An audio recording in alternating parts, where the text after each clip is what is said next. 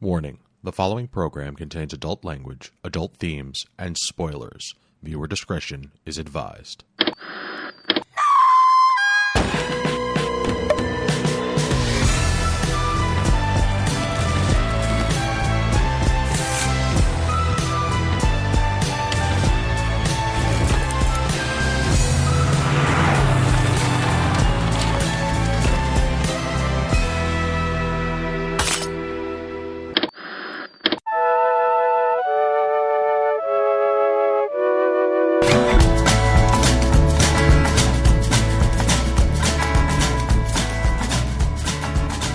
Good evening, and welcome to this week's episode of This Week's Episode.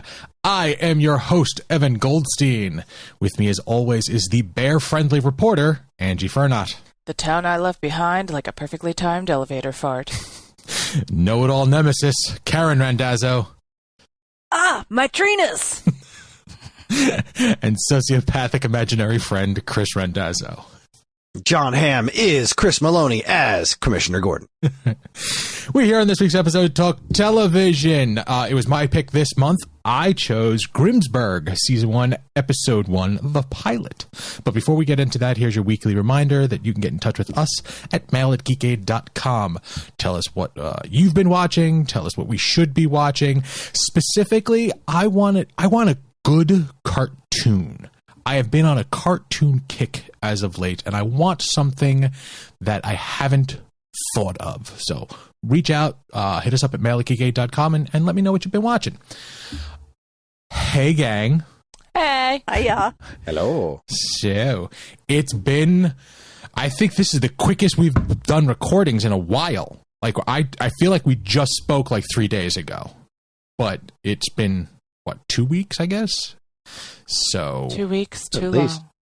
I feel like, and it's, we're in the month, we're going to be in the month of May. We were just talking about May the 4th. Be with you. Be coming up next week. So, what have we been doing, guys? How have you been? I ordered a bunch of cable ties. Then they came in a big brick. Oh, wait, I remember you. So I remember listening to you talk to Dad about this on SAG, and the They're zeal still and on my zest desk, and I'm holding them now. that you were talking about cable management, number one, because I have an affinity for cable management myself, but I understand the joy because I got a very similar pack of Velcro cable ties that came all attached together. Right? I mean, they're a pain in the ass to pull apart as you're using them, but oh my god, they're just such wonderful things. Now, yours came in the square or the rectangular brick, correct? Yeah, because there's there's 4 different sizes. Okay. The last one that I got was in like a circle. So I could put it on almost like a dispenser because the ends, like the male end was attached to the female end so that you just pull it and break it off. Oh my god, I still have that spool of cable management. It's amazing. Yeah, if these were all the same size, a spool would make sense. But since they're 4 different sizes, I guess they just kind of geometrically fit them together in the most economic way possible. Yeah, that makes sense. It's quite lovely. I mean, but yeah, it's just sitting here on my desk, which is why it keeps coming up on every podcast I do, because then I just wind up picking it up, playing with it. Put the thing down. That's how it goes. That's what she said. Hey-o. So somebody had to inject something interesting into a conversation. Hey, these are very interesting. So hold on a second. Wait, is this no interesting idea. again? I just came back. What? My understanding is nobody listens to SAG for video games. It's for what they do, lawn maintenance, the irrational, the political stuff that Dan deals with. It's our claim to fame. Nonsense. Yuckity yucka nonsense. The Geekade claim to fame. All right, then, Karen, what have you been watching? Wow. That was aggressive. That was super aggressive. I'm trying to defend you and your ideas there, Chris. So you know what makes that podcast popular? Talking about life. Fuck that. Karen, what are you watching? Well, in between the many shows I did this month, what did you got? How was our shows? Tell me what's going on. Good. I did South Jersey Geek Fest. It was my most successful show ever. Made me super happy. It was their 10th anniversary. It was a really great show. And then I did Lehigh Valley Comic Con, and it was completely average, but I traveled 2 hours to get to it. And so now I know. Gotta love traveling 2 hours for completely average. What a term. It was like I was texting or messaging with another vendor friend of mine, and he's like, shoot me a picture of what's going on there, because he was at a different show. And I picked my phone up as high as I could and just shot a picture of the crowd, and he's like, that's too big. That show's too big. That's why you're not making any money. I was like, yeah, you're probably right about that. So. Like there are too many people there, or the space? There were like it's an 500 plus vendors. Oh yeah. Dang. Yeah. And it wasn't like, it wasn't like New York Comic Con. It was in friggin' Allentown. It was just wow. Yeah. And like the big guests were like, there was a woman from Knight Rider. Okay. And like 2 of the orphans from Annie who weren't Annie. Orphan 1 and Orphan 2 that no one cares about. Amazing. Like they had names. No, they didn't. No orphans had names in that movie other than Annie. It's right there in the title, Orphan Annie. And I'm getting ready for my art walk show on Saturday, which is one of my favorites, and it's in my backyard. And I don't know, I have a lot of stuff coming down the pike. I'm very busy and very excited. I'm working really hard. Heck yeah. I'm proud of you. Are you enjoying it? Yeah. Good. I wish I could do it full time. It's so frustrating. There's so many more things I would do. People are like, oh, can you make kits? I'm like, yeah, if I make kits, I don't have time to make any of my pieces that I'll sell, but yeah, I could make kits. What do you mean? What do you mean kits? Like buying? Like sell the pattern and all the materials to make the thing, and then people would make it themselves instead of buying it finished from me. Got you. I'm okay. Couldn't you make... requiring physical inventory and a lot and that okay, so together. That yeah, okay. Because like we just did a show and someone handed Ange a watercolor painting kit, and while I think that's adorable and like that seems like that's like they did. Wait, what are we talking about? It's the painting kit from I can't Monkey remember. Morgan. Is that her name? Creations. That was the axolotl. That's actually that was not a watercolor painting kit. That was a 3D model painting kit. Is there a 3D model in it? Yeah. So you get like a primed. It's almost like if you get like miniatures for D&D, but it was like a 3D printed Minecraft axolotl. It was super cute, and then we should take that out of the garage. Yeah, probably. I just thought it was like a generic watercolor kit because it borderline came in like a Happy Meal box. Yes, it did, and it was adorable. But yeah, I mean, she makes pretty good money on those, so like maybe there is something there, Karen. I don't know. I'm sure there is. Like, I want to. It's not that I don't want to. I don't know. It sounds like you don't want to. No, I'm just kidding. Shut up. I do just have to shout out maybe my favorite thing that I've seen at a show so far this season is at this Allentown show. I have to shout out these 2 people who will never hear this. They were cosplaying as Ted Lasso and Coach Beard. Awesome. And, like, nice. I saw them at the table next to me, and I was like, oh, they're coming here next. And then I looked down and I looked up, and they went, like, across the aisle from me, and I was like, oh no, are they going to skip my table? And so they were looking at stuff, and one of them looked up, and I like waved, and I was like, oh, Coach Beard, love your outfit. So they both came over, and they gave me a little green army man because I knew who they were. Aww. That was my favorite thing that happened. And it reminded me of that of we were talking about our more obscure pieces that don't sell and how if somebody gets it, you might as well just give it to them. Yep. Yeah. So, in that vein, I got a free Green Army man that made me happy. That is super cute, though, and I love it. And I have really, that's the stuff that I'm here for, though. Like, That's what I love about shows. I'm actually waitlisted right now on Heroes Con, which is like the biggest show that I usually do, and I've done it 3 times now, and this is like the most applications I've ever had for artists, and so I guess I waited too long because I, even as a returning artist, got waitlisted. Yeah. Oof. Yeah, so Sorry, sis. it's okay. It's just like I like hearing that you're doing multiple shows and markets and whatnot, because we've been working on that a little bit here, and I'm To finding some success. You've been doing. Yeah, like I'm It's- finding that I do well, and now it's like it's one of those things where this weekend I'm glad I have off because I have to do so much prep for next weekend. But then like I have a show next weekend, I have the weekend after that, and then I have a weekend off to prep for Carolina Fear Fest, which I'm really pumped about because that's my first like all horror show.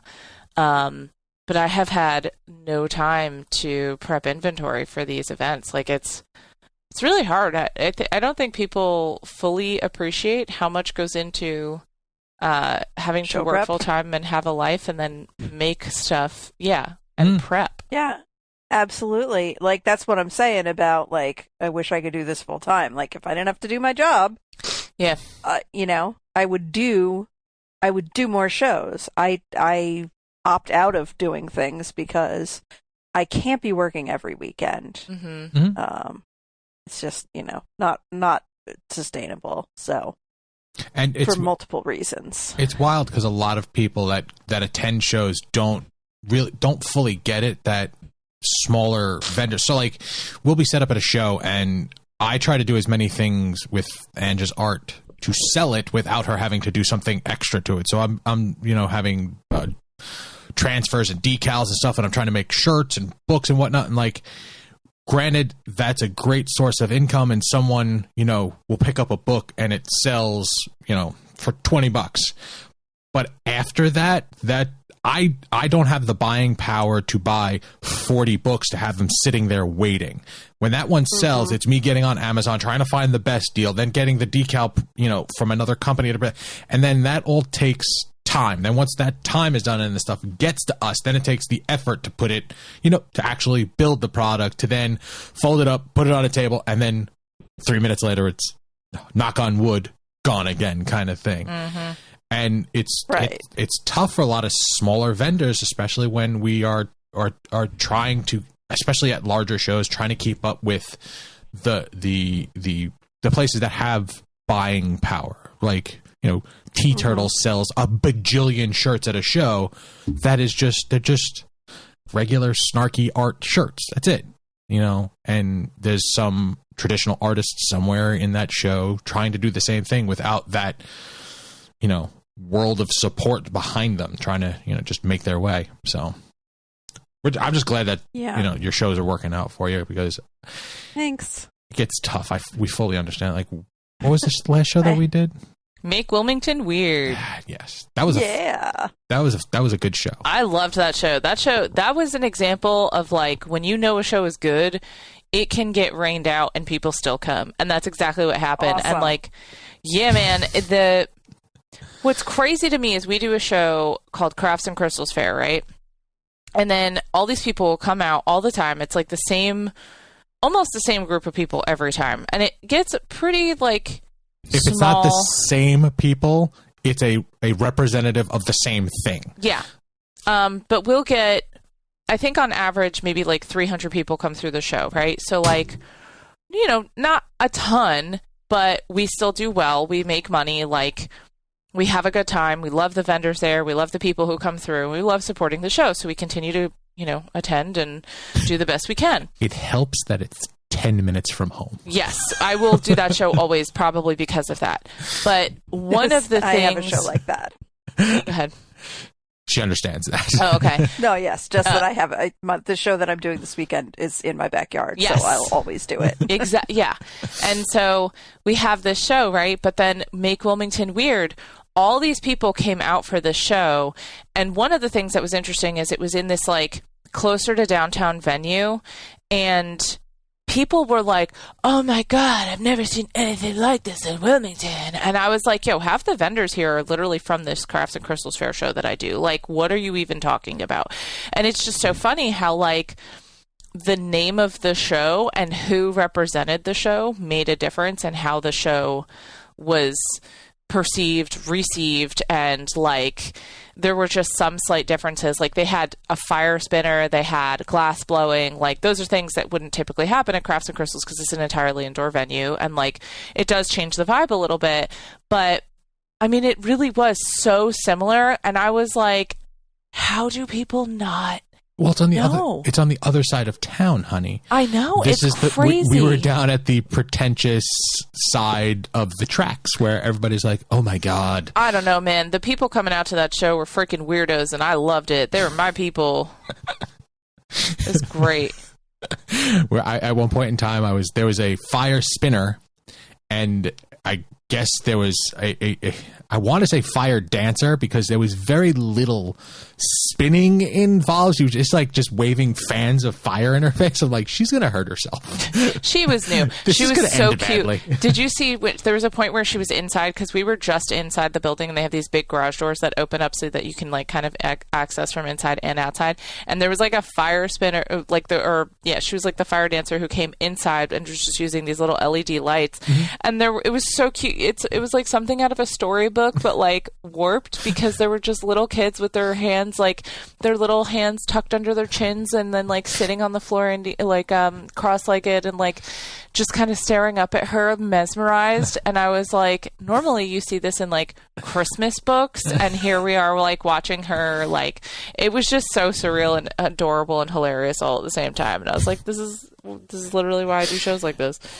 Right next door to us was a cotton candy vendor. Mm-hmm. And he was a young guy, and he's great. He was really trying this show, but he's gonna have to tone it down just a skosh because he's gonna tire himself out at a certain point, because like he was getting, I'm gonna say 12 feet away from the cotton candy dispenser. Oh yeah. So there was like this ribbon of cotton candy that was going to the stick that he was, twirling up, as opposed to just like people like, ooh, ah. Just give me the candy. Just give me the giant fuzzy ball of sugar. Y'all, he gave us a stick of cotton candy that was like half the size of my body. I'm not exaggerating. Yeah, it was probably about 18 to it was like Marge Simpson's hair. Yeah, it was gigantic. And and that came about because he had no line. So he was just building one and building it for no one.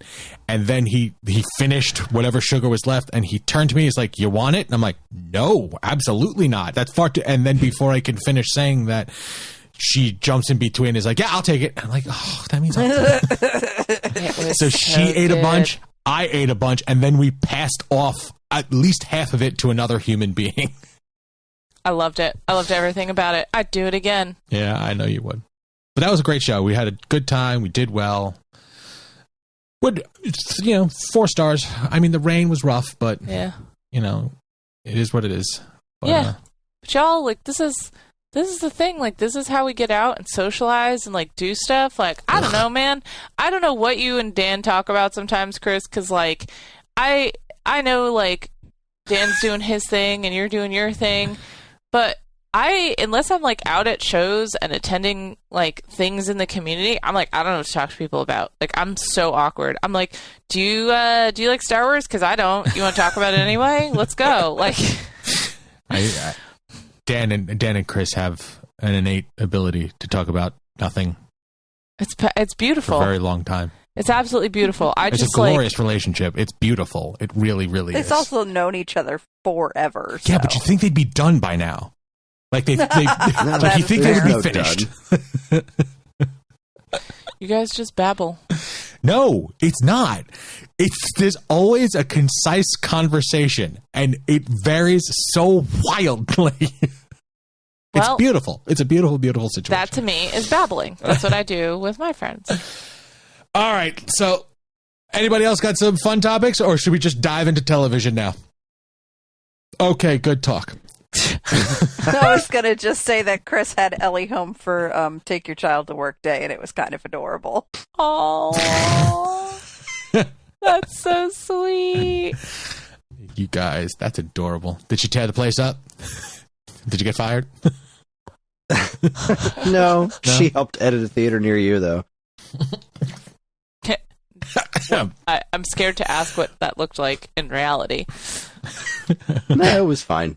Okay. It's just like I told her what to do, and she did it. And, she helped me write social media posts for SAG today and picked the picture for Throwback Thursday. It was a good time. Nice.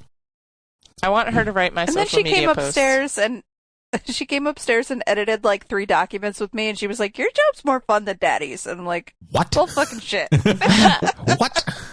Absolutely not. Listen, Karen, she's a Disney villain, therefore she likes all of the stuff Categorically no one else incorrect, does. child. So wrong.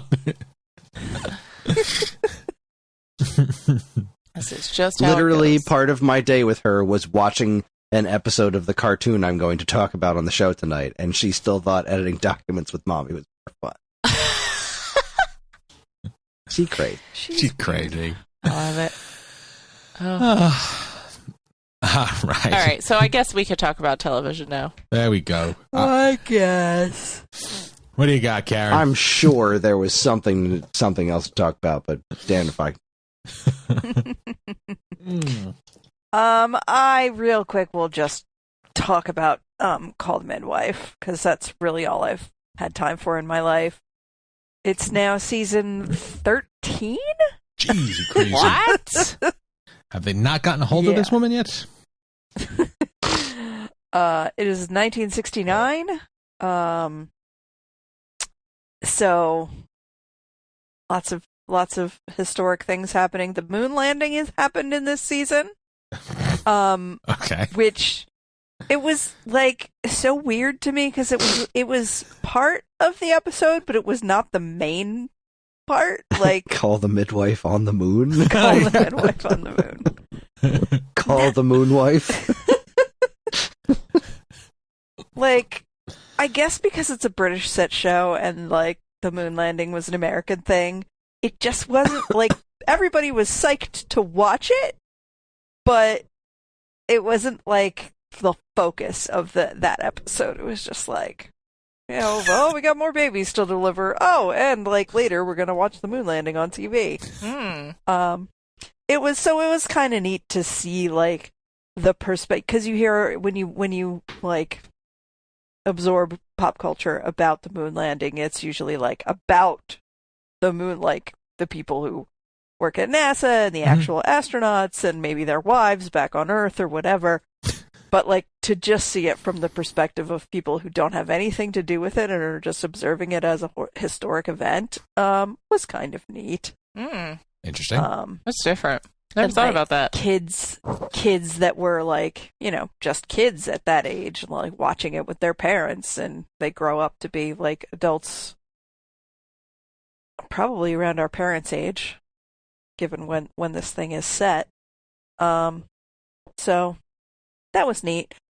There's one like completely like they still have lots of, they're like it's medically historically accurate, like things are coming up that were just known about then, that like are commonplace things that we know about pregnancy and giving birth now.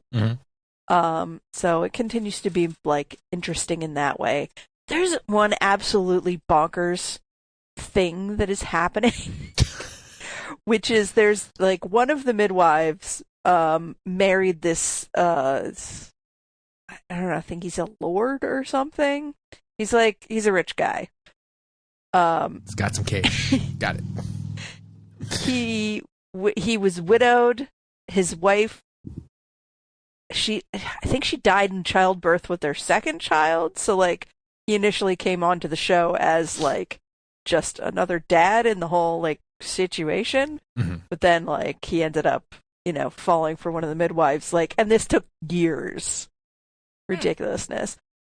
But like, I don't know if he is related to Lord Grantham from Downton Abbey or what, but he like lost all his money. And they didn't really explain it. They were just, he inherited this company from his dad, and he took, business risks, and none of them paid off. And it kind of came out of nowhere. All of a sudden, they remembered this character existed and needed something to do with him. So they were like, oh, we know, we'll have him lose his fortune. So, Damn. but he's and he's been hiding it from his wife the whole time, which I guess makes sense because misogyny in the 60s and whatever. But at the same time, it's pretty contrary to how this character's behaved. He's been a pretty decent dude this whole time he's been on the show. And then all of a sudden he turns around and he's like, nope, I'm gonna hide this. I'm gonna be masculine and hide this shame from my wife, and our whole family is ruined now. And then she finds out about it and she tries to help him find a new job or whatever. And he just is getting pissed at her, that people know. Wow. How dare you? And he's getting mad at her for shopping all the time when she didn't know that they didn't have any money. It's really bothering me. What is wrong with this guy? So I don't know if there's any other Call the Midwife fans out there on the Discord or whatever, because I always forget Discord exists. But if you are out there, what the fuck is going on with Matthew is my question. Well, okay, wait. Is it possible, did you look up, who's writing the episodes? Did they have a change in writing staff? It's possible. I did not do that or think of that. Oh, well, there you go. There's a path of exploration, maybe. I don't know. Possibility for why. Yeah, it's possible. I don't know. I don't know. It's really making me. Maybe it's not as out of character as I think, but I don't know. The other thing is, I don't know if I've been desensitized from so many seasons of it, but I used to weep openly at this show every week. People would be having babies, and I'd just be like, "Oh my god, the miracle of life is so beautiful. Oh, she almost died, but then she didn't," or whatever sad, sappy, sweet bullshit they put in there. I am no longer like that. I just don't cry every week, and I don't know whether it's being that far removed from having my own babies or my medications having been adjusted over the years. Your heart is hardened. It's fine. It happens to the best of us. Yeah, it's just I don't care about these damn babies anymore. There was one thing that made me almost that did make me cry. They almost killed one of the main this side character, but he's been on the show the whole time, and I was like, "Don't you kill Fred? If you kill Fred, I will frickin' riot." They didn't kill Fred, you guys. Spoiler alert. Right. It aired a couple of weeks ago. It's not a spoiler.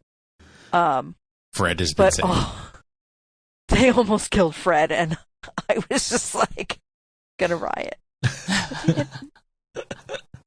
Well, I'm glad that they didn't. I will say, I don't know who Fred is.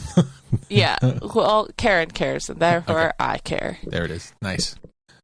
You're welcome.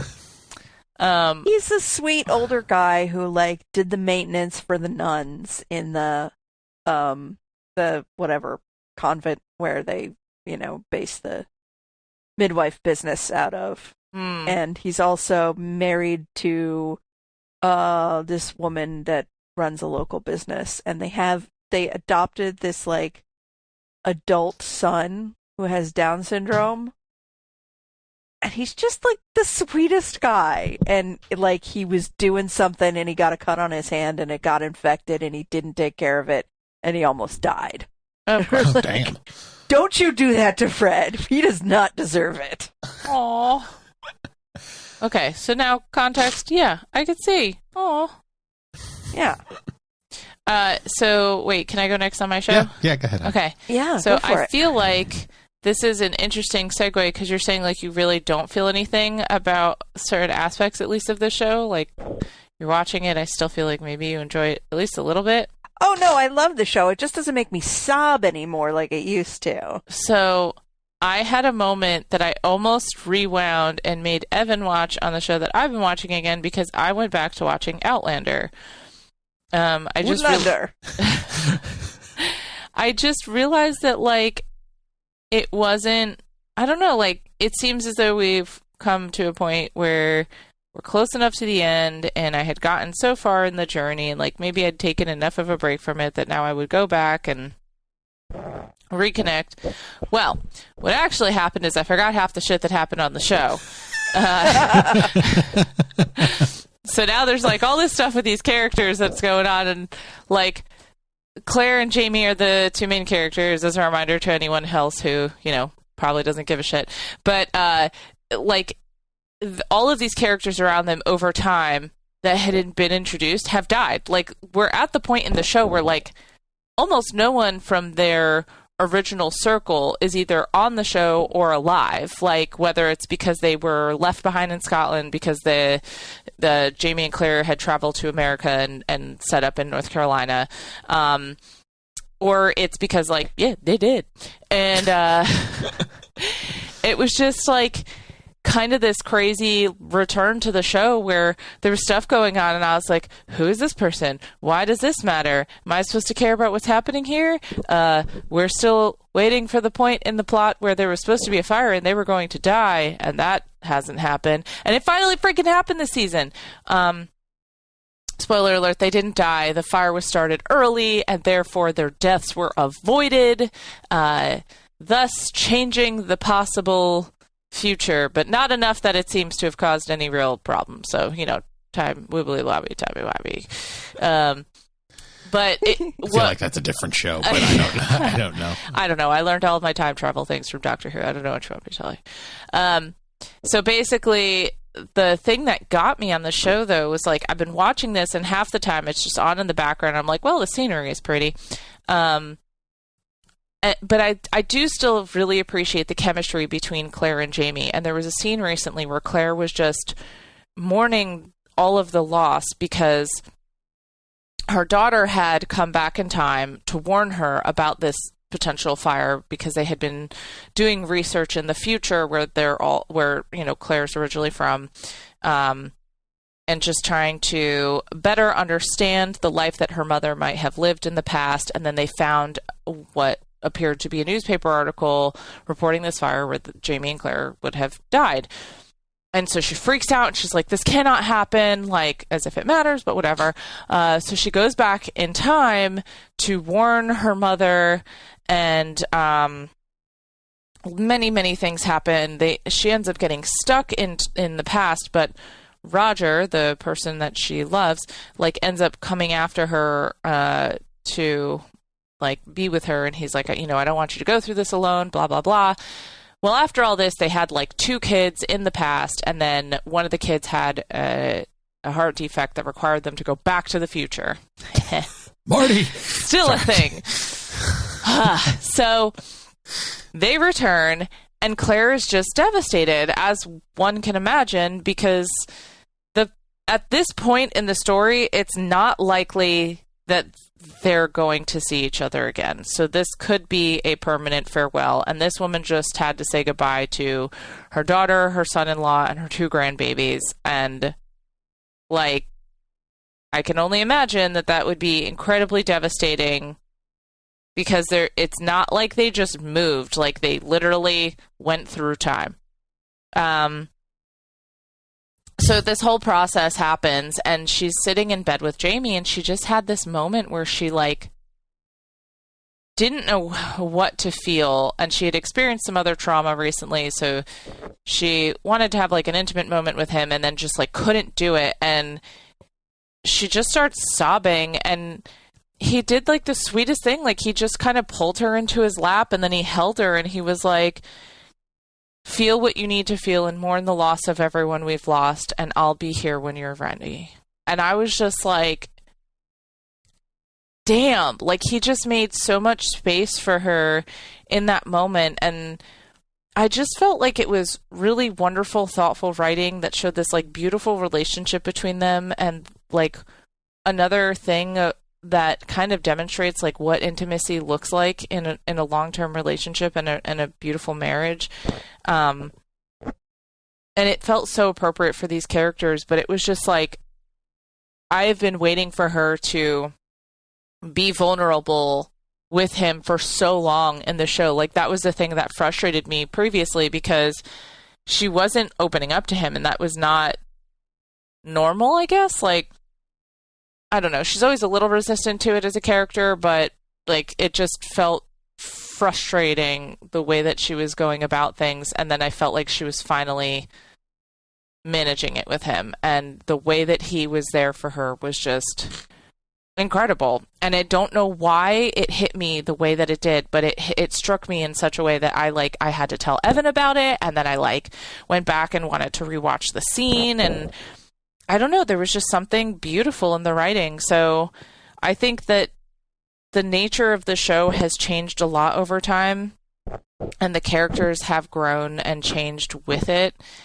and that I'm appreciating it in a new way, because I'm not going into the show anymore asking it to be what it was. I'm just kind of here for what it is. So, yeah, I'm surprised at what I'm enjoying, despite having no fucking idea what's going on half the time. So it's great. I've only seen a little bit of Outlander, but I have one question, which is, I know that there is some time travel because, like, I don't know. It's the premise of the show. Right. I know that she went back in time. Mm-hmm. And I know that there eventually is some returning to the future and whatnot. Mm-hmm.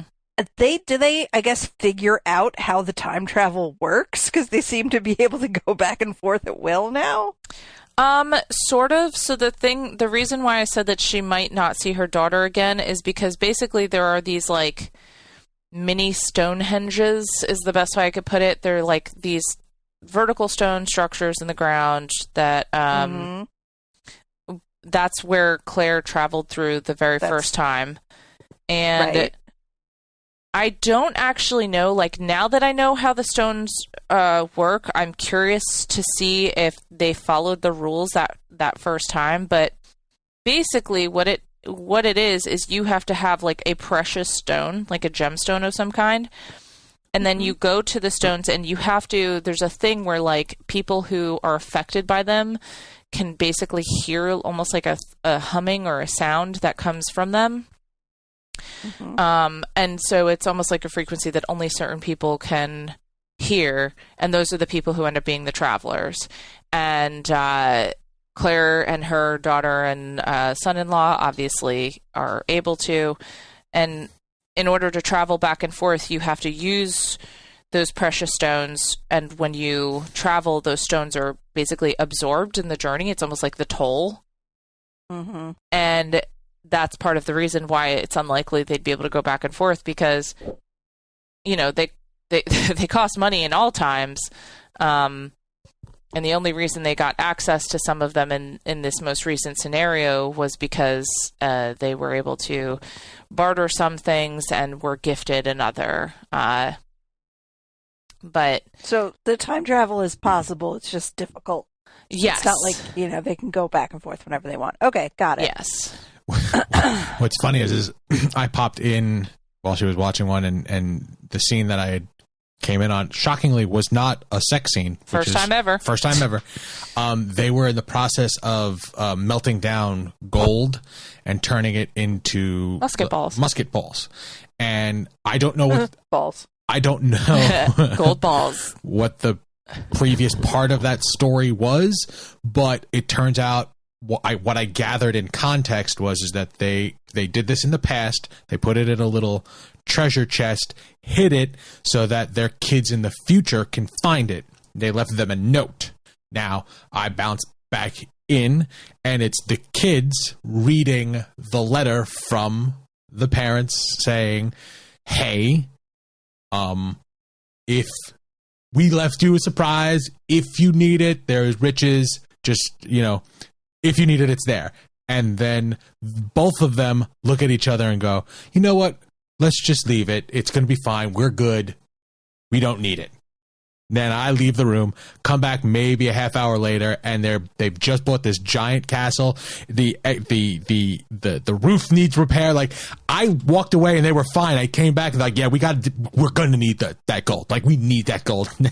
Like, damn. Yeah, I will say that's one of the things I'm not as interested in, that like part of the story. I really do like seeing how their lives are in the future just by comparison to the past, because they've now reached a point where they're in the 70s.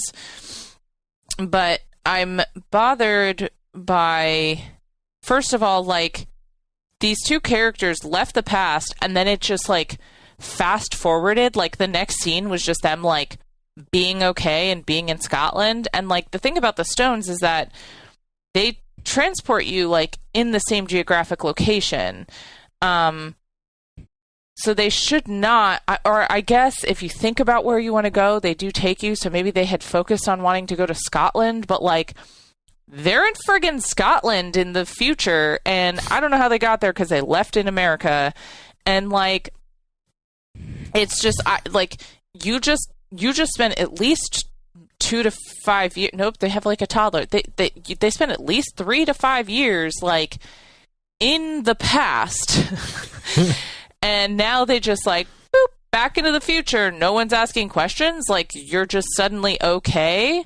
Like, you had weird ass freaking clothes on and no money. Like, how did you even get anywhere? So I have questions about that. I don't know if it's something that I have to be patient and they're going to address it, because right now it doesn't look like they're going to. Right now it just looks like they showed up in the future, they're cool, and then they went to freaking Lollybrock and they're like, we're going to buy this place. Like, are you? How? Why? With what? Suspension of disbelief, honey. Yeah, but like, that's the thing. There's certain parts of this where I can't, because and again, I've been away from it so long that like, maybe I should have suspended more disbelief in the past too, or maybe I was more forgiving, but I'm looking at this now like, no. It just doesn't make sense. Yeah. So that part, not loving it. But like I said, their storyline, I'm just more interested about like seeing like how the history has like traveled into the future. Cause I think as a person who, is living in the present, who often wonders about like historic buildings and landmarks, or like I live in a modern city, but there's old structures. And I sometimes wonder, like, I love those books that's like an assembly of photos. It's like, this is what this place looked like 100 or 200 or 300 years ago. Like, that's really cool to me. And I will try to imagine how something could have evolved and grown. And oftentimes I can't even like really compare like one street, like the streets now, to what it might have looked like 100 years ago. And so I think this show kind of engages me in the sense that it's playing on my curiosity about the stories we tell ourselves about a place and its history and the stuff we don't know, because these are characters that were in that building in the past and know how some of it, how some of the scars were given to the space, essentially. They know its histories and they know its stories because they literally lived them. And I think that that's really, really cool. And that's what's hooking me. So I'm like, I haven't suspended my disbelief, but I'm interested enough in that part of it that I am intrigued. And I just wish sometimes that like, I don't know, I think that's why somebody would write a series like Outlander, because it is that wondering of like, what do we really know about the history of a place or an object that we find? And when you go to a museum, for example, and you look at all these things and you don't really know what you're looking at, it has no context to you, but it could have been deeply meaningful to someone else in another time. It's really hard to wrap my head around.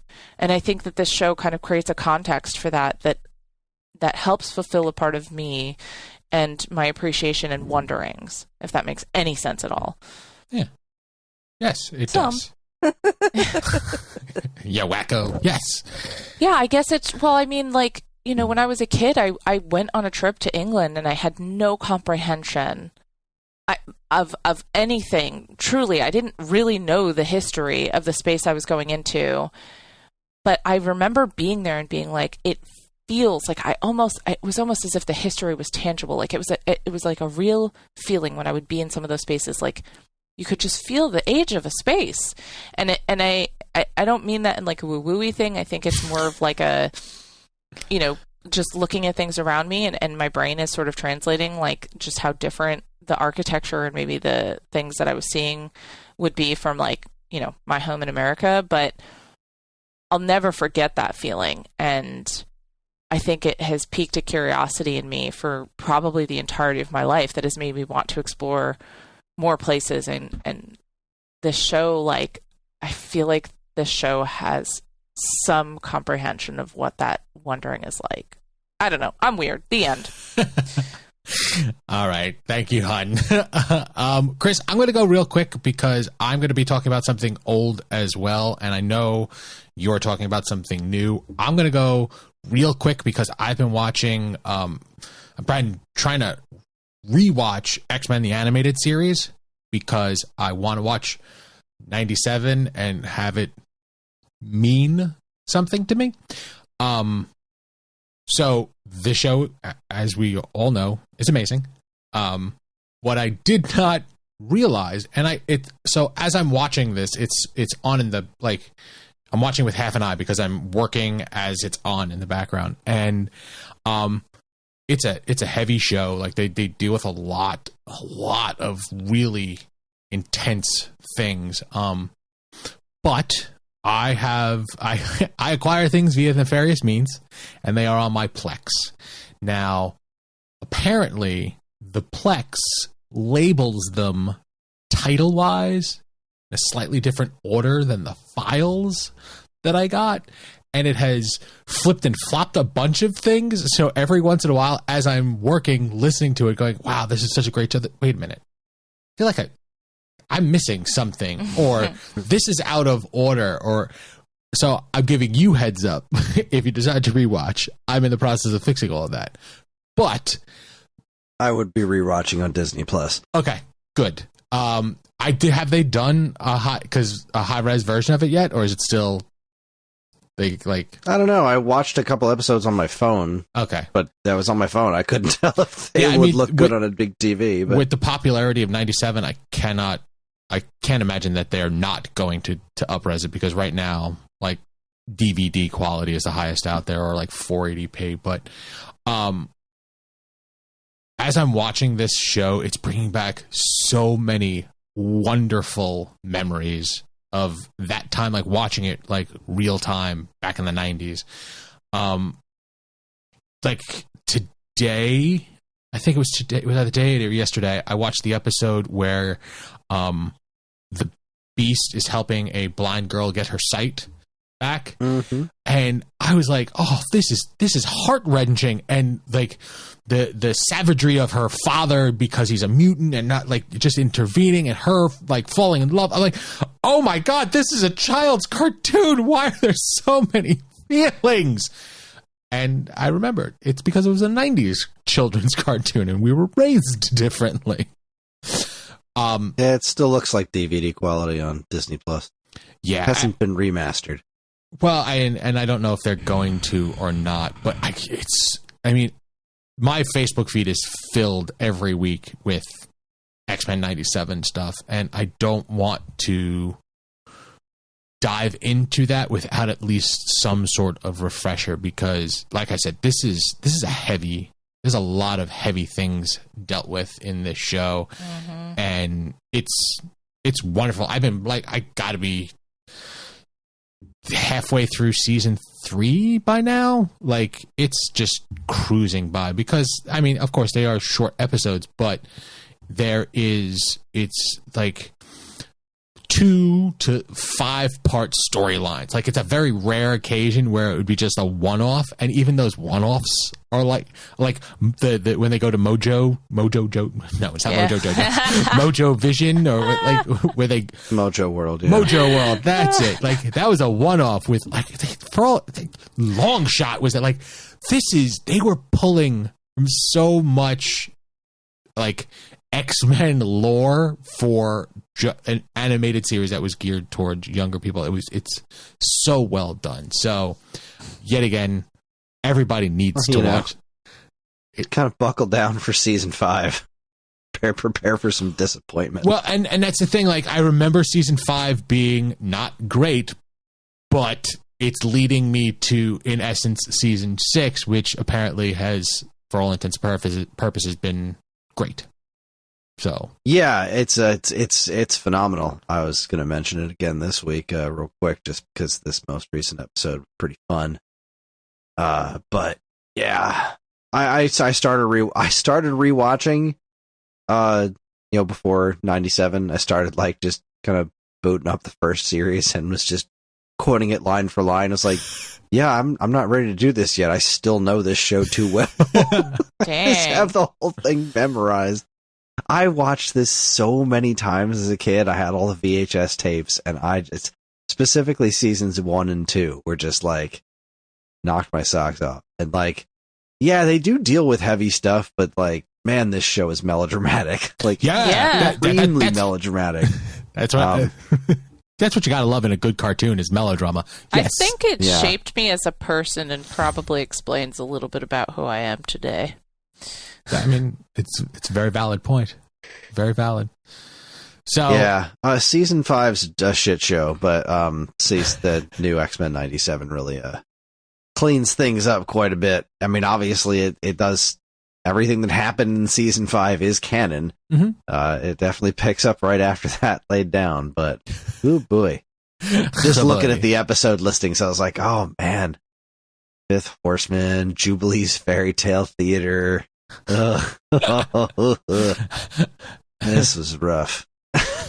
And it's funny because they had the by the title of the episode, you could sort of guess what's going to happen. Like, I don't know, that end of season 4, there's an episode called Xavier Remembers, and I feel like that's just a flashback episode. Like, I feel like in a cartoon, they're going to give me a flash, and I'm okay with that. I'll watch it. It's going to be good for me. Highlight reel. Yeah. But 10 out of 10. I can't get enough of this show. It's such a it's like a warm hug again, because I haven't seen it in a very long time. So there's that. So that's it. Remembers. Kris. I'm trying to remember if that Xavier Remembers was a. I don't remember there being a clip show. What season was that in? It's episode 16 of season 4. See? So it's after the 4-part storyline of Beyond Good and Evil, the holiday episode of Have Yourself a Morlock Little Xmas. See, Disney Plus doesn't have that listed there. Xavier Remembers. Oh, it's episode 5. See, like, and that's the thing. Like, for season 4. Yeah, according to Disney Plus, it's episode 5 of season 4. See, so episodes 4 and 5 are Proteus, parts 1 and 2. So, like, that's weird. Like, that was the problem. I have a Proteus. Oh wow, yeah, that's yeah. I was like, this comes right after Sanctuary parts 1 and 2, and right before Courage. What is it? So it's in the listing that I have. It's One Man's Worth, Courage, Proteus, Sanctuary, Beyond Good and Evil, and then a bunch of one-offs. Wow. No, this goes Juggernaut Returns, Deal with the Devil, Sanctuary Part 1, Part 2, then Xavier Remembers. I'd say, and that's the thing with dealing with. Okay, so you got one listing for Disney Plus. I know Plex servers have another listing of episode titles. I have a program that adds titles to the metadata for the files. That has another listing. So, like, if I don't have like Facebook or not Facebook, YouTube open to give me like this is, minutes 4 through 5, so I can, title it up. I'm just guessing right now at what I'm watching. So, right now I'm curious what IMDb says. Let's see. IMDb for season 4. Yeah, it looks like the IMDb is listing them in air date. Okay. That is One Man's Worth 1 and 2, Courage, Proteus 1 and 2, Sanctuary 1 and 2, Beyond Good and Evil parts 1, 2, and 3, 4. Yep. Morlock Christmas Load. Yeah. Okay, so this you're going by air date. I wonder why they're in this order on Disney Plus. I wonder if this was some sort of like intended storyline order instead of air date order. Well, I mean, and I would hope not, because the beginning of every episode, Previously everyone on X-Men gives you an in-depth previously on. Yeah. Very interesting. So that's what I've been watching. So, Chris, what do you got? Wait, before you tell us, Chris, I have a quick side question. Okay. Do you think Lothcats have buttholes like regular cats? I'm going to say yes. Okay. All right. Oh, There will be Christ. context soon. Oh, Christ. I can't confirm, but since cat is in the title, I have to assume yes. Hey, listen, you're the star whore, okay? I'm just here. Fair Asking enough. questions, learning things. Cat butts. Cat butts. All day, every day. Mm-hmm. Anyway, you were saying? Let's see. There was obviously X-Men 97 I look forward to every week, followed by the continued comforting mediocrity of The Bad Batch, which I haven't even watched this week's episode yet because I just can't be fucking bothered. But no, I wanted to talk about a show called Sandland that I asked Evan to get for me. Sandland is the last original anime project from Akira Toriyama before he passed. I've watched the first 2 episodes, and it's pretty neat. It's a very pretty show. It's just wonderfully animated. I saw this style of animation in the most recent Dragon Ball Z movie that they had out in theaters, which was really cool. And it's like a weird, you know what it is? It's the Marvel the Marvel What If animation if it was good. Oh. That doesn't make sense. What? How? It's because you apply Akira Toriyama's art direction to it, and like that style of animation where it's like hand drawn, but it's all very CG. Like it's clearly CG, but all the textures and stuff were hand drawn in the first place. Kind of, it's very weird. But the show's gorgeous. It's really, really nice to look at. It's about this. They've been pretty scant with details thus far. It's we're in this desert world where there's demons and then there's humans, and obviously they don't get along, but there's no water, and there's some sort of evil piece of shit king who's like selling water, and this demon prince gives these kids some water, and the sheriff of the local town is just like, wait a sec. What if demons aren't bad guys? This demon just gave a kid some water. They can't be evil. So they needed some help getting through the desert to try to find this oasis. And he went over to the demon land, and they were like, yeah, sure, we'll help. So they went and hop into this car, and then they're traveling across the desert trying to find an oasis. And they discover that the king is hoarding all the water, which is why there's no water anywhere. Because like it won't even rain. Like there's just like you have to buy water from the king because like clearly no water's even evaporating to turn into clouds. So like people are effed without anything. And the demons and the human dude are working together to try and get through the desert and find this thing. And the action sequences are great. They hijacked a tank. The little demon prince guy is a strong fighter. Got typical spiky hair Toriyama art. It's nice. I don't have a ton to say about it, I guess. Just after 2 episodes, I wasn't blown away by it, but I'll probably stick with it. I don't know how much I will stick with it because I'm still very slowly working my way through the original Dragon Ball, which is, I'm scratching the Toriyama itch, but like, man, it's fillery. I'm in my least favorite point in Dragon Balls when they're fighting the Red Ribbon Army. It doesn't make any goddamn sense. What is this show on? Because you asked me to get it, but like I'm seeing it's listed on Disney Plus and on Hulu. Yeah, it's on Hulu, which technically is in Disney Plus now because they merged Disney Plus and Hulu. Okay. So if you have a Hulu account, then you have access to all of your Hulu stuff through Disney Plus. So yeah, it's currently airing on Hulu. think there's 2 episodes left in this season. So it is a current show, like it is still going on. It's brand new. It's brand new. It is still ongoing. It's based off of a manga, which again, I'm really not sure what is happening with all this stuff since Toriyama passed, because he was kind of in charge of Sandland and the upcoming Dragon Ball Daima show, and I don't know who's taking over for him or what any of that really means, because he does have a pretty specific writing style, I suppose. But yeah, I guess we'll find out. So far, so good. Cool. But okay, so wait, you said this is the last thing he worked on. Did he have a complete? Did he have a plan for this? I guess. I'm not sure. I know it's the last original thing he worked on. Okay.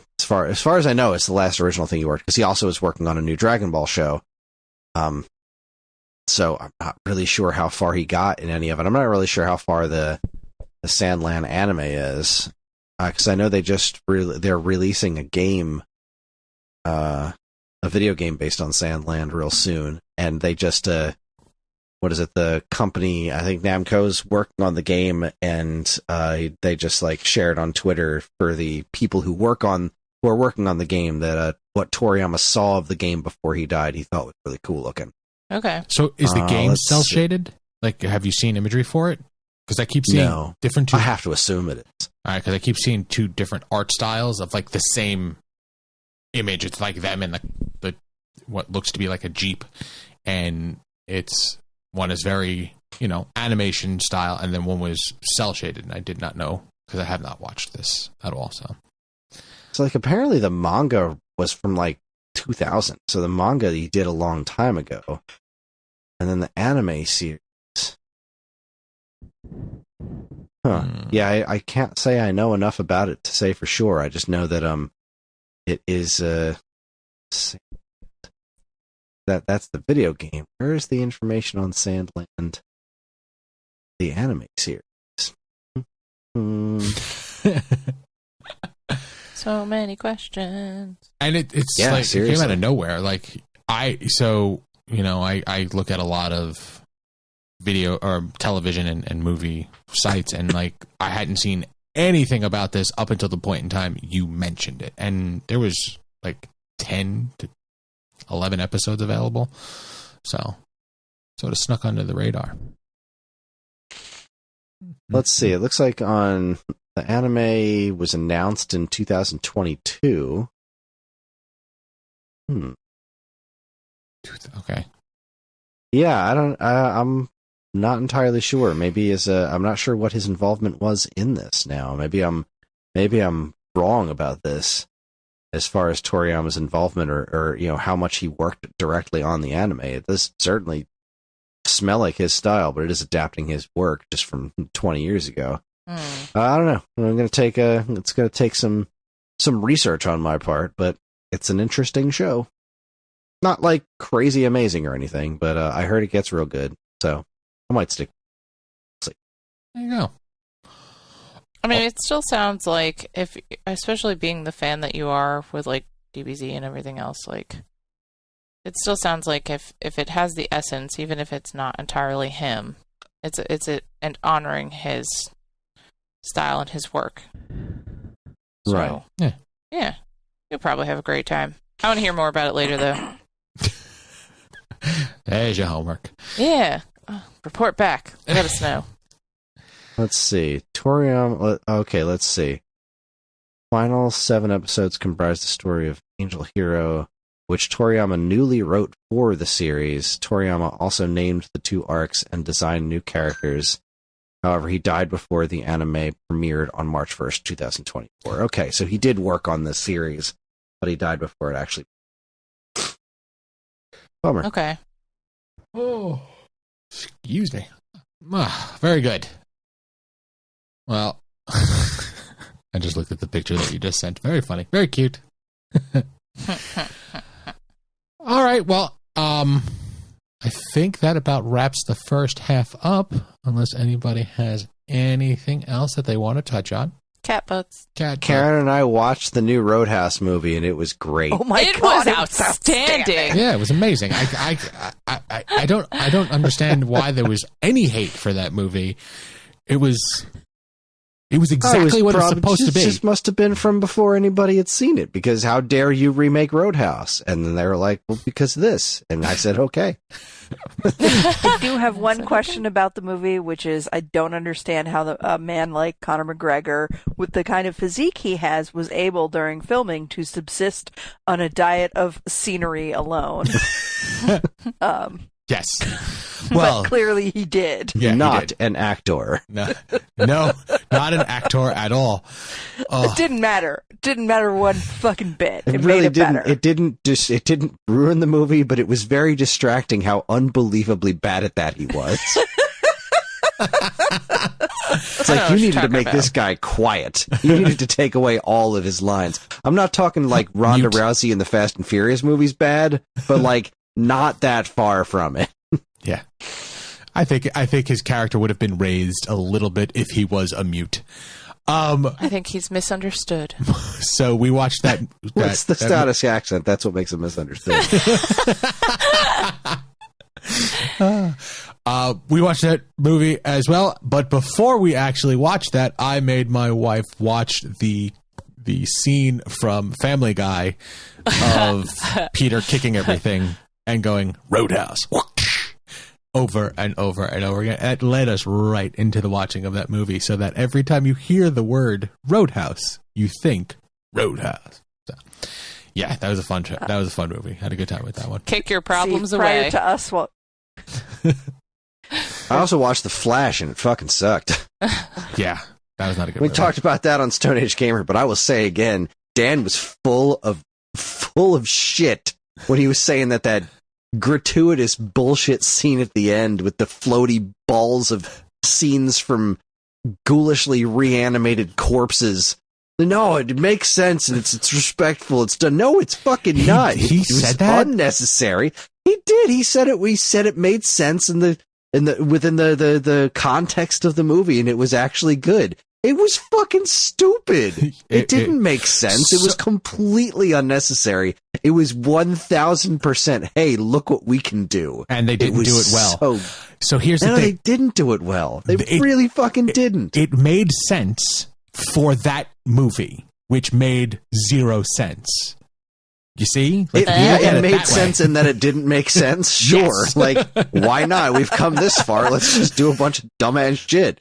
But like, as I'm watching the movie, I'm thinking, okay, so the whole point is that they accidentally created a world without a Superman, so they're going to bring all the worlds with Superman back. Oh, no, they didn't do that. No, okay, this is just here. And there's Batman too, and other versions of this is just stupid. This is just awful. What it was is whomever was behind the creation of that scene had just finished watching the first Deadpool movie, where they do the car flipping and the bullets going through things. Like, they got that and they went, oh, we need to do that. And that was the whole first scene with babies and microwaves and whatnot. And then they were which like, was at least funny. Like, at least that scene was entertaining. They still kind of had me in the beginning of the movie. And then like, just they just really lost me. They were going over the books, and they were like, and when I mean books, I mean like the financial books, not the comics, because don't be thinking that there's any of this story in any comic anywhere. No. They were like, hey, you wrote an extra zero for the special effects budget. Do you want to just use that, or do we want to give it back? Use it? Okay, we'll figure it out. And then they made that. That's what they did. Hey, you know what 15 people know about? The Nicolas Cage Superman thing. Those 15 people are going to think this is really fucking rad, and everybody else is going to be like, is that Nicolas Cage in this movie? What? Okay, listen, I just want to point out once again that sometimes there are really great things and sometimes there are really bad editors. So, like, maybe this is one of those scenarios, or maybe we should just remember DC doesn't make good movies. They don't. And was that a Snyder movie? I'm sure it was in the Snyderverse. Oh, I believe his stupid universe fingers were on it. Like, let's bring back Michael Keaton Batman and fucking kill him. Okay. Sure. And then George Clooney walks in the end because we really needed to be reminded of the George Clooney Batman. Like, what are you doing here? What are you doing? The last shot of the Flash is this fucking tooth falling out. There was a long way to go for a really not funny gag. God damn, like that movie was the bad. context of that movie was, you see what we did there? Check this shit out. Isn't this awesome? Look, it's Christopher Reeve. No, it's not. Okay, and what is what? Okay. And what would he have to? What the fuck would Adam West have to do with any of this? I just want you to What know are you that doing? right now it sounds like you're describing an episode of Family Guy, and I really have to say It's close. that maybe really close. that might have been the point all along. We're angrily talking about it, so they have won. Is that what you're saying? Maybe, or maybe it's just the fact that like they got high and were like, "Yo, Family Guy is the best show ever. Want to make a movie?"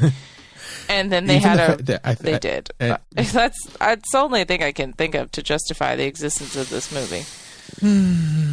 People with too much money.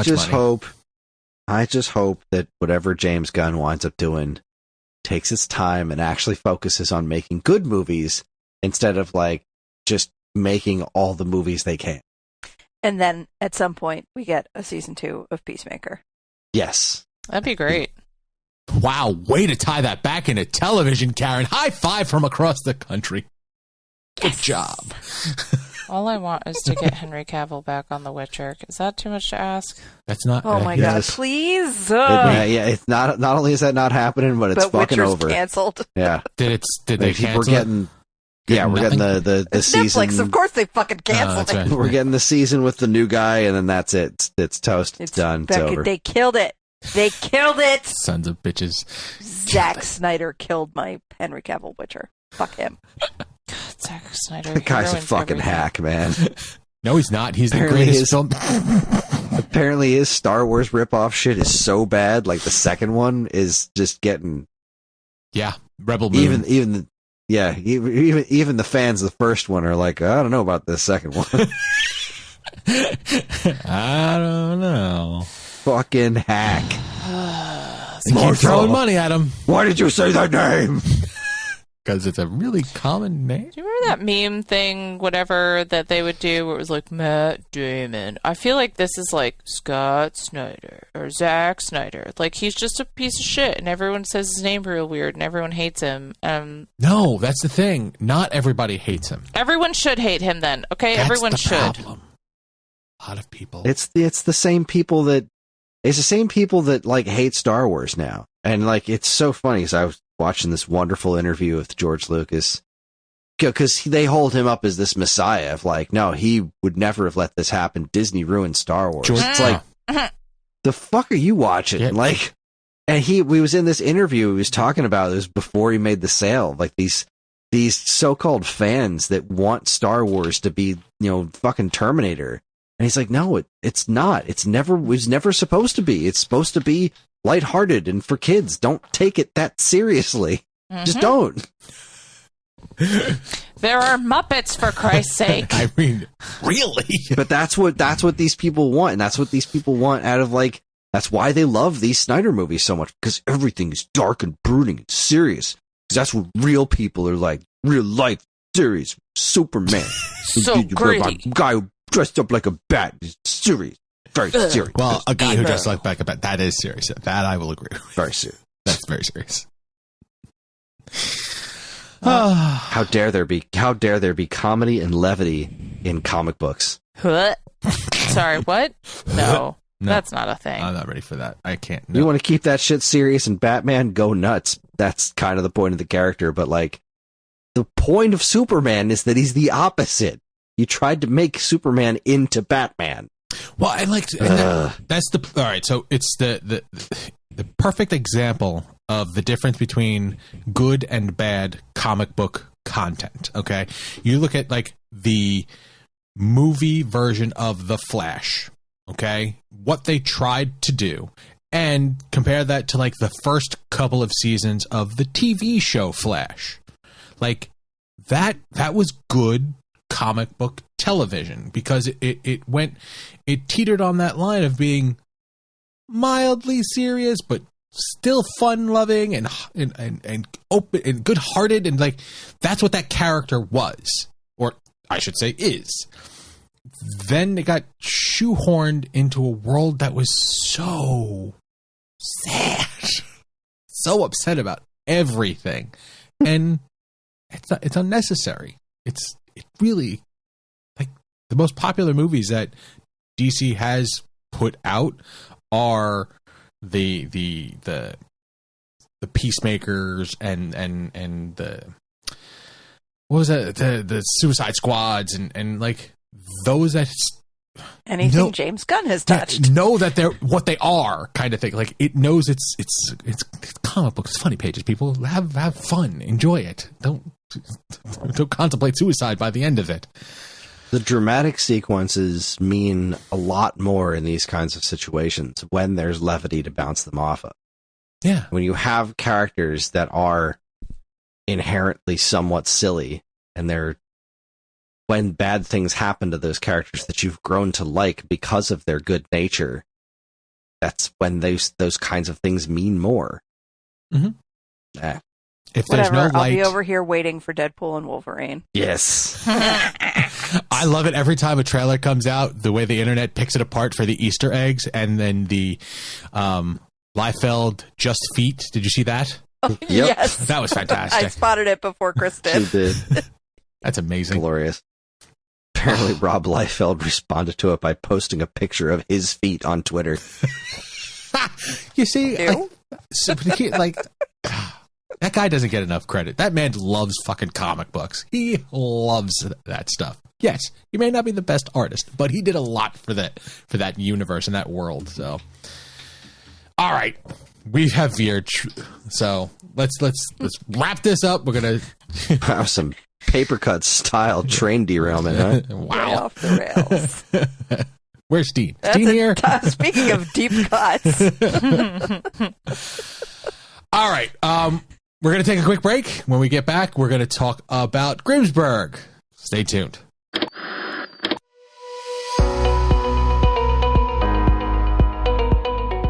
Hi everyone, Chris here. Podcast listening is free, but podcast creation is not. That's why the Geekade Patreon exists. In an effort to help us pay the bills, we've got a Patreon page set up where you can gain access to our monthly podcast topic schedule, get early access to many of our shows, and more. If you'd like to help support Geekade and keep these shows running week after week, head over to the Geekade Patreon page, linked in the show notes of this very podcast.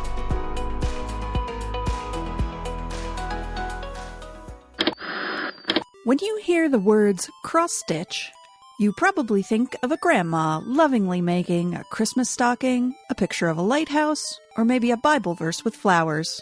But that's not what we do at Shoot the Moon Stitches. We take the old-fashioned art of cross-stitch and pair it with contemporary themes and imagery to create striking works of art that make the perfect gift for anyone who grew up with the internet and has a wicked sense of humor and an appreciation for pop culture.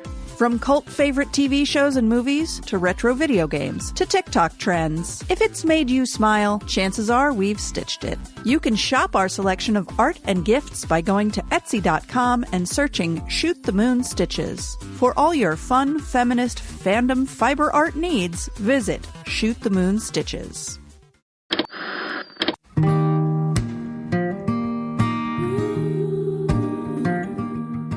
We are Safe at Home, the leading dog rescue in the heart of New Jersey.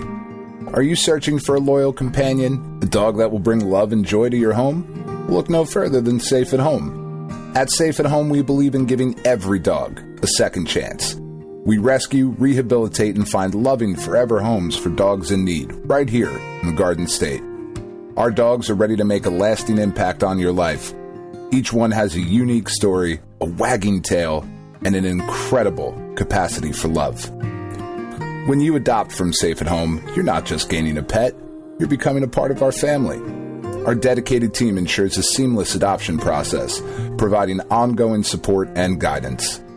With New Jersey's beautiful parks, beaches, and trails, you and your new furry friend will have endless opportunities for adventures and cherished memories. Safe at Home relies on the support of compassionate individuals like you. Your donations and volunteer work enable us to continue saving lives and finding forever homes for these amazing dogs. Join us in creating a safer, happier community for dogs in New Jersey. Together we can make a difference and give every dog the chance to feel safe at home. Visit our website or call us now to learn about how you can be a part of the Safe at Home mission. Safe at Home, because every dog deserves to be loved and protected. www.safeathomerescue.org.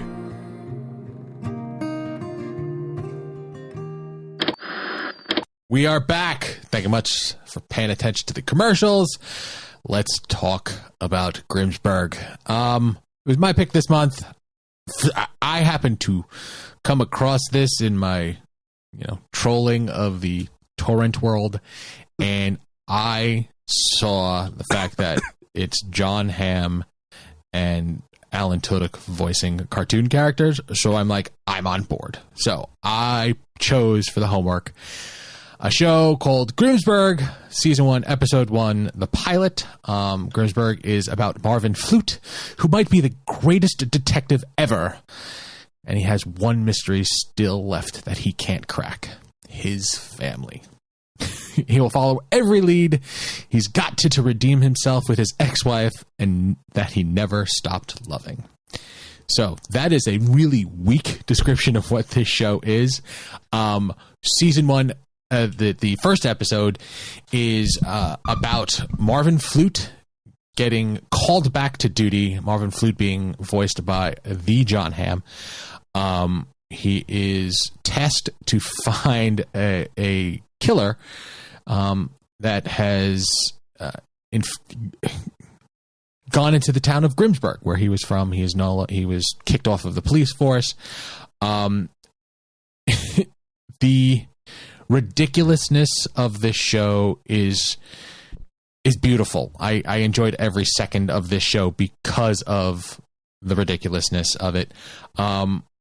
John Hamm voices Marvin Flute, who is the lead detective. He has a wife and son. Wife who is a news reporter who was raised by by bears, voiced by Aaron Hayes, and his son Stan Flute, who has an amazing imaginary friend. Stan is voiced by Rachel, I think it's Dratch is her name, or the pronunciation of her last name. Yep, that's it. And so I can't remember the name of the imaginary friend. Okay, but it's voiced by Alan Tudyk, and the unfortunate part is the fortunate part is he plays two roles in this part. The imaginary friend of Stan, who is a skeleton, a sociopathic skeleton with flaming eyes that only Stan can see, and he also voices Dr. Rufus Pentos, who is Marvin Flute's nemesis, also his childhood teacher that he had arrested, but the prisons were full and they had to release him, and to run out his term, he had to go teach in the local high school. So yeah, I did not know what to expect when watching this show. I think John Hamm is a very dry funny, but a very funny nonetheless, and I will watch anything that Mr. Tudyk is in. Anything. I was very pleasantly surprised when watching this. I found myself laughing out loud a bunch of times, and then a couple of thinkers as well. But I know how my wife felt about it. We will chime. Do you? I do. We're going to chime back in. I'm curious because I always want to know what Kris thinks. So, guys, go ahead. What did you think? I was pretty excited to watch this show because I had seen the trailers for it. I'd see John Hamm and Alan Tudyk, and it's like, all right, I mean, count me in. This looks goofy. Let's give it a shot. And I was pretty disappointed by it, honestly. I knew it. Wow, guys, I just heard him through the walls. I like the premise. I like the characters, like all their backstories, all the ideas here are great, and obviously the cast is great. I alluded to my joke in the beginning that John Hamm sounds an awful lot like Chris Maloney's Commissioner Gordon on Harley Quinn, but just not as funny. It's like the only problem with this show is the writing. Like the jokes, a couple things made me snicker, but I expected this to be fucking great, and so it was fine. A lot of the jokes didn't really seem to land. Everyone was acting the parts as well as they could, but just none of the jokes. Oh. It was all really great on paper, and then like in practice, it just didn't seem to come together in any way that really was worthy of the premise that it was trying to make happen, I guess. Okay.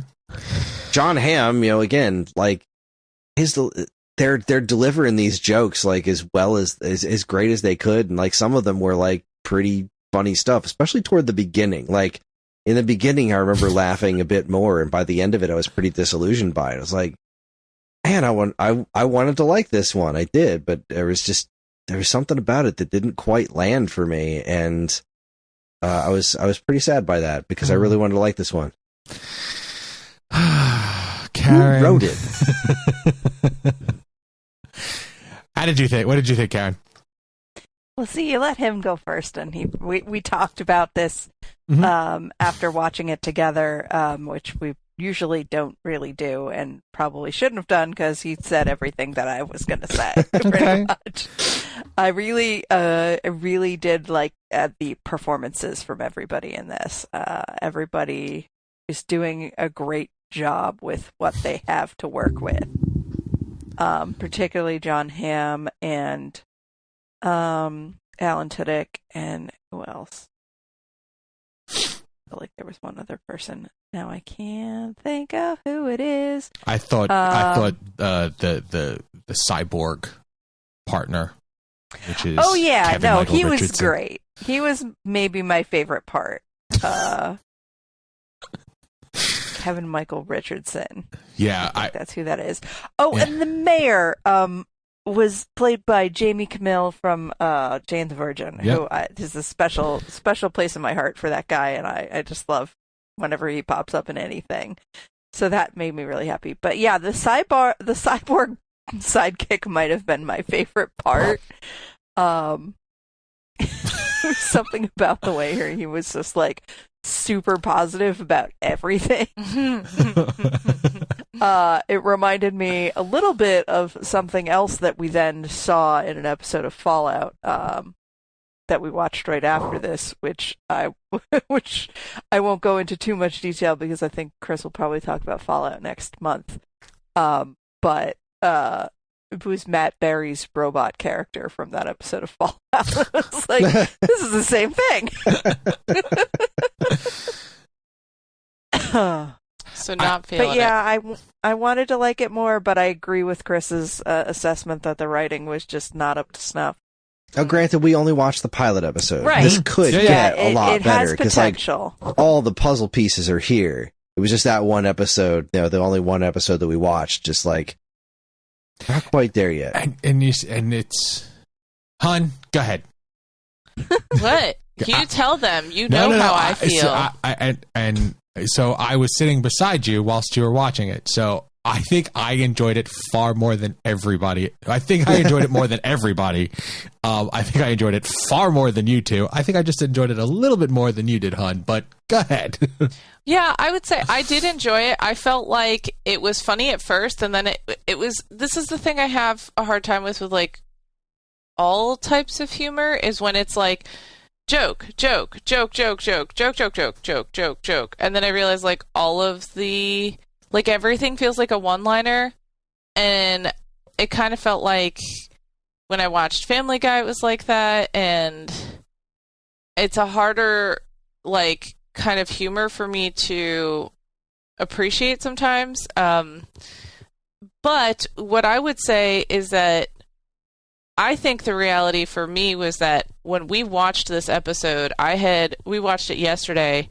I have had an exceptionally long work week, and I have been having trouble sleeping. And so when we sat down to watch it, I was so tired So you were delusional. And I really feel like I was slightly delusional. So part of me was like I remember watching some of the jokes and be like, and I think I would have laughed more if I was like more awake, but that's all my brain had the capacity to give me.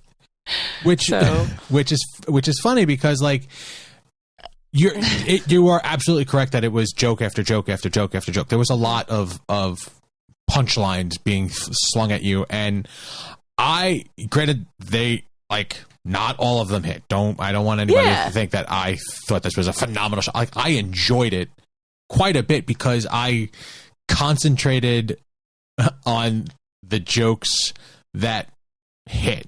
Like there was a point in time where Dr. Rufus was trying to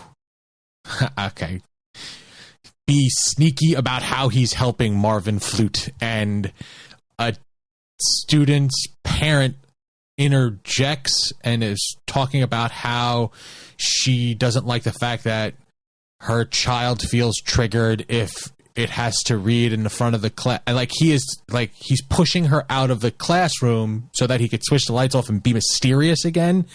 And then that scene wraps up. At the very end of it, he goes outside to talk to, in essence, the angry parent that is sitting out there waiting for him. Like I saw that, and that made me laugh because I thought that was just a throwaway bit. They wrapped it up at the end. Mm-hmm. I really enjoyed all of the parts with Alan. I really did. I find him so absurdly funny. The son was okay. I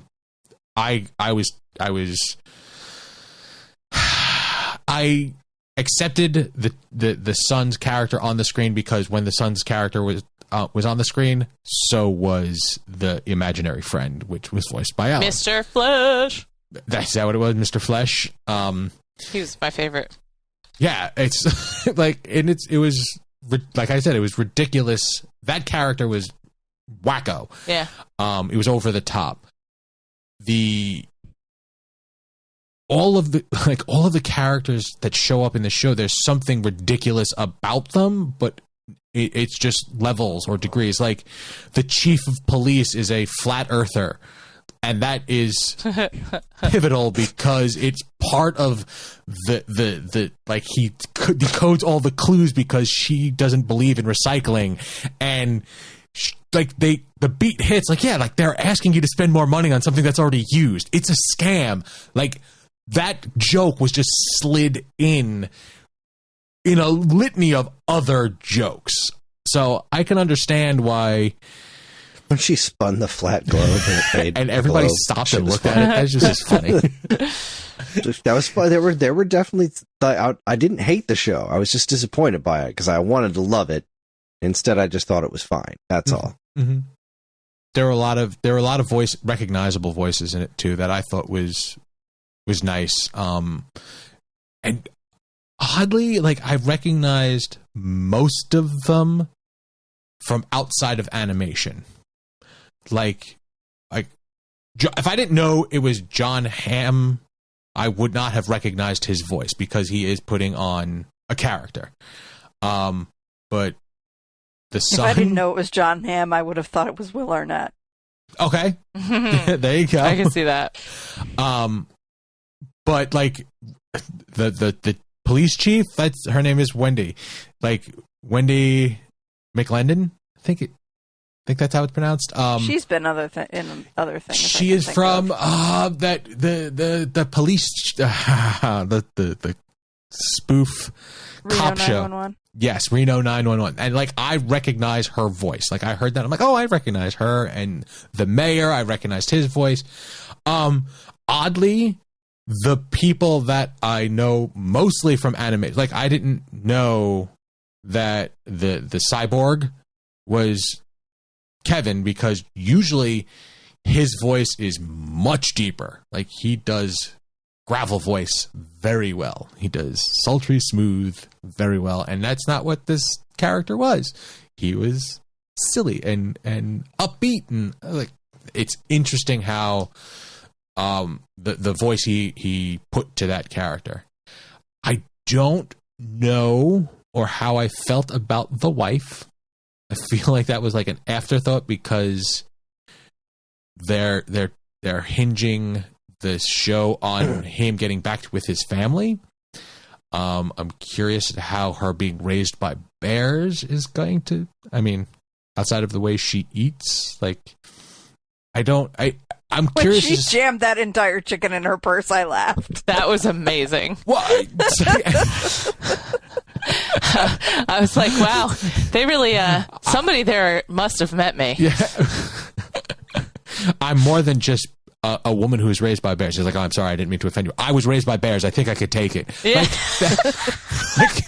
That was funny. Yeah, that got me.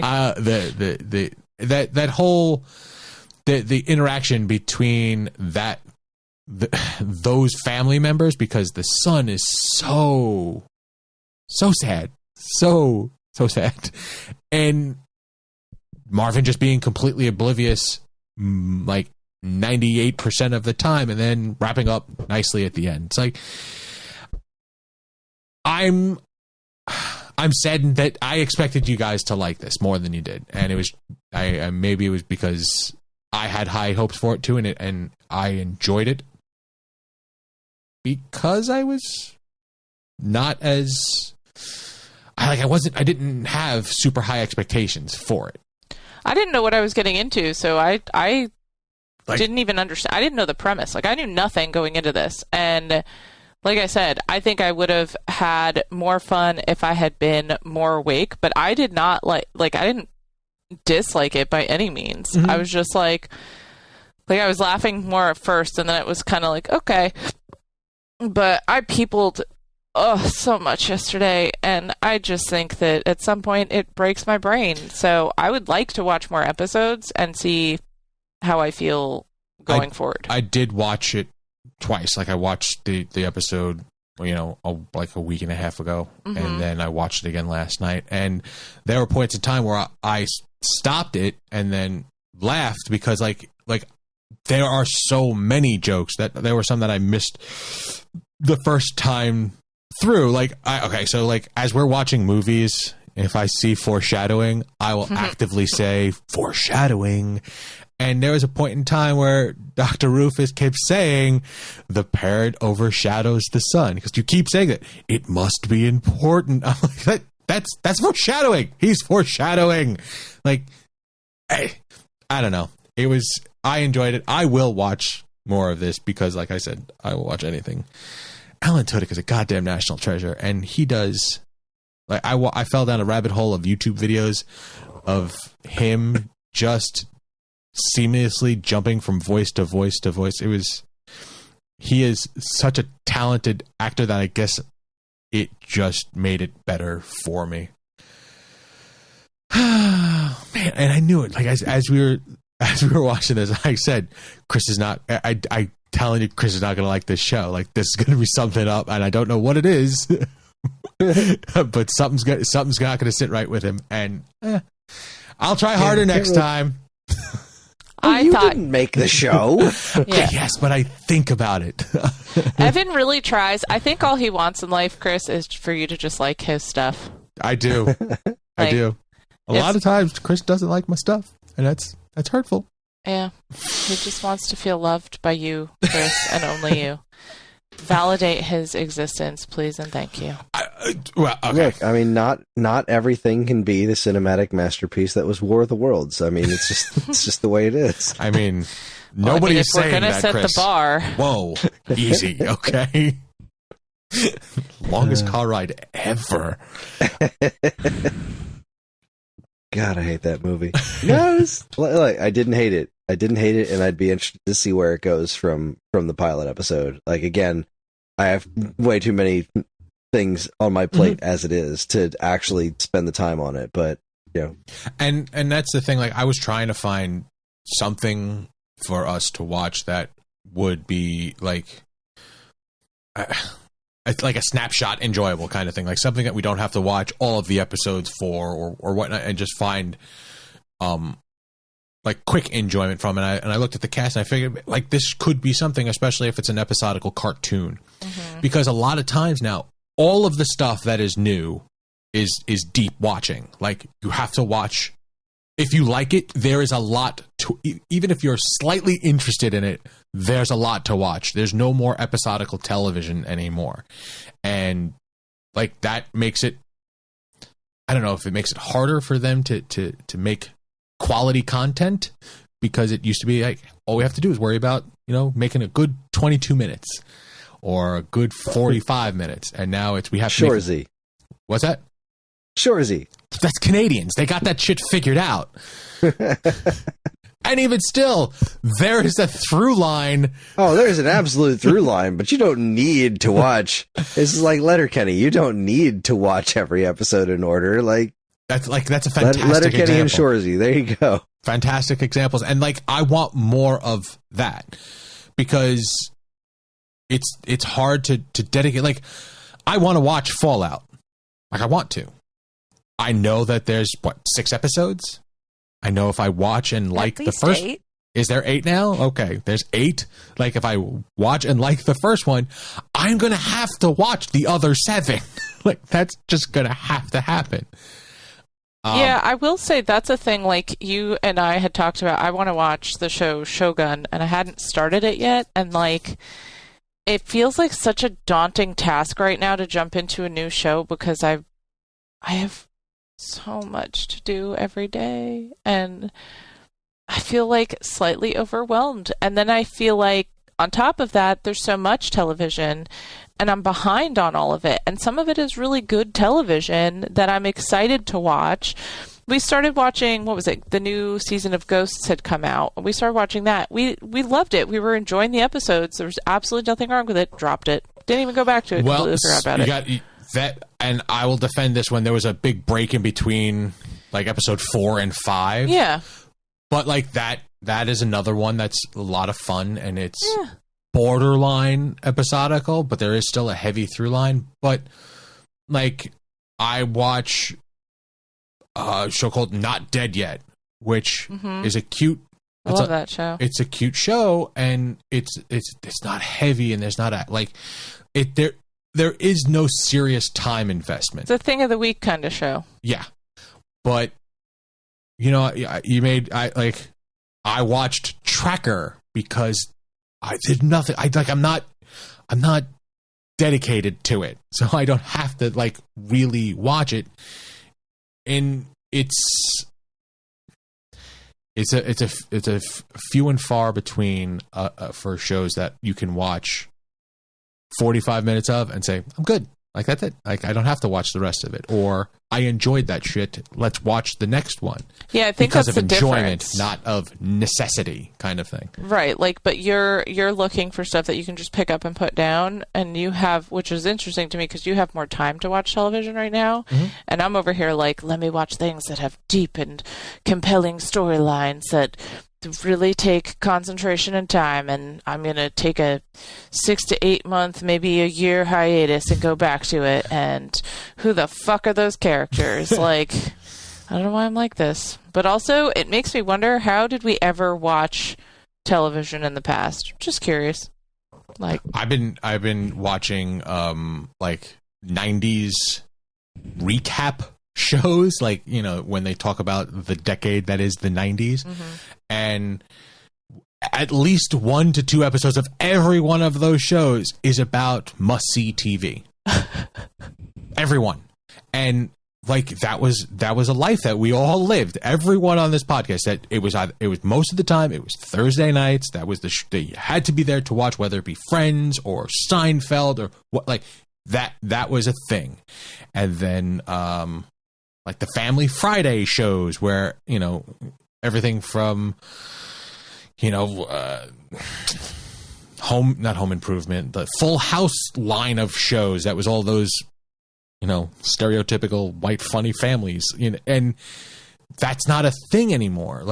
Those were disposable television. You didn't have to watch it all. When you sat down, you enjoyed it, but you sat down to watch it because you enjoyed it. You felt the necessity to it, not it was because of enjoyment, not because of storyline, or because it's 15 episodes that just released in one clump, and now I have to watch Shogun that I know is phenomenal. I know it is. I have no doubts in my mind, but I don't have like the emotional bandwidth to watch that much heavy television. Too many feelings. Evan can't handle it. Listen, I get upset watching half an episode of The Daily Show. Like it's no lie. Like I'll watch the Jon Stewart episode. That's it. The rest of the week, I don't care who it is. So you're special. Yeah, I try. Oh, well, it is what it is. Can't all be winners, as I say. So, all right. I think that's it. I'm upset. I'm sad. I wanted you guys to enjoy that. We did enjoy it. We just didn't love it. How about this? Let me rephrase it. I wanted you to love it. I wanted you to like it as much as I did. How's that? Fair enough. Fair enough. Good enough. All right. I guess that about wraps it up. This quick second half. Whenever we don't like it. Well, yeah, but what about Chris? What about Chris? Chris has his spiel. Whenever he's ready. Well, this week's episode isn't filmed before a live studio audience, but it is fueled by feedback from listeners like you, and you can get in touch with us in a multitude of ways. We have an official Geekade Discord, where there's an entire This Week's Episode channel dedicated to all things TV talk, and of course, the regular Geekade social media accounts linked to in the show notes. The four of us can be found in various ways. You can read my work at StoneAgeGamer.com and in the pages of Nintendo Force magazine. Karen, where can people find you? Check me out at STM Stitches on Facebook, Instagram, Etsy, and TikTok. Angie, where can people find you? You can find me at www.angelafernot.com. And Evan, what about you? TalesOfCapeFear.com. Check it out. If you need to know more about the shows we discussed tonight or what we'll be watching in the future, have a look at our show notes. If you have any other questions at all, we can always be reached at mail@geekade.com. Just include the words of this week's episode in the subject line so we know who you're trying to reach. This show is available anywhere fine podcasts are sold, including Apple Podcasts, Spotify, YouTube, and more. And wherever you decide to listen, please like, comment, subscribe, leave reviews, because any and all feedback is welcome and appreciated. Again, as always, keep your eyes on Geekade for fresh, original content. Evan, back to you. All right. All right, Chris, it's your turn. What is our homework? Well, our homework is going to be fucking Fallout, guys. You! I knew it. I'm not mad about it. Oh, boy. Now we have to watch 12 episodes of Fallout. I'm going to say technically Season 1, Episode 1, but you're not wrong. You're going to want to watch Have you watched any of it yet? We're not all of it yet. We're 4 episodes in, and it's fucking fascinating. And I don't know shit about the video games. Okay. I know like some tangential information because I've sold the video games. Like, I know that there's something called Brotherhood of Steel. I know there's a game called New Vegas. Like, I know what a Pip-Boy is. Like, just the very basics just from existing in the world of video games. But I have never played a Fallout game. I've never been interested in playing a Fallout game. What's that? The outfit looks familiar. Exactly. The outfit looks familiar. But what you need to know is that the show stars Walt Goggins, and that's all I needed to be sold on it. So, yeah, no, we're 4 episodes in. I'm utterly fascinated by it. It's a really good show. But I'll save that for next time.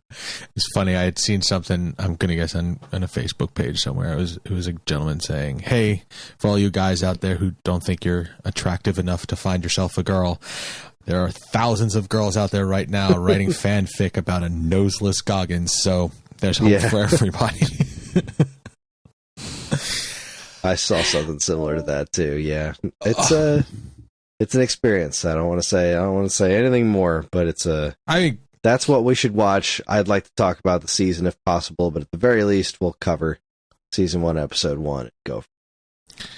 All right. Very good. There's your homework. Fallout, Season 1, Episode 1, Season 1 in its entirety. God dang it. All right. From all of us here at this week's episode, I'm Evan. I'm Angie. I'm Karen. I'm John Hamm. Good night. And this concludes our broadcast day.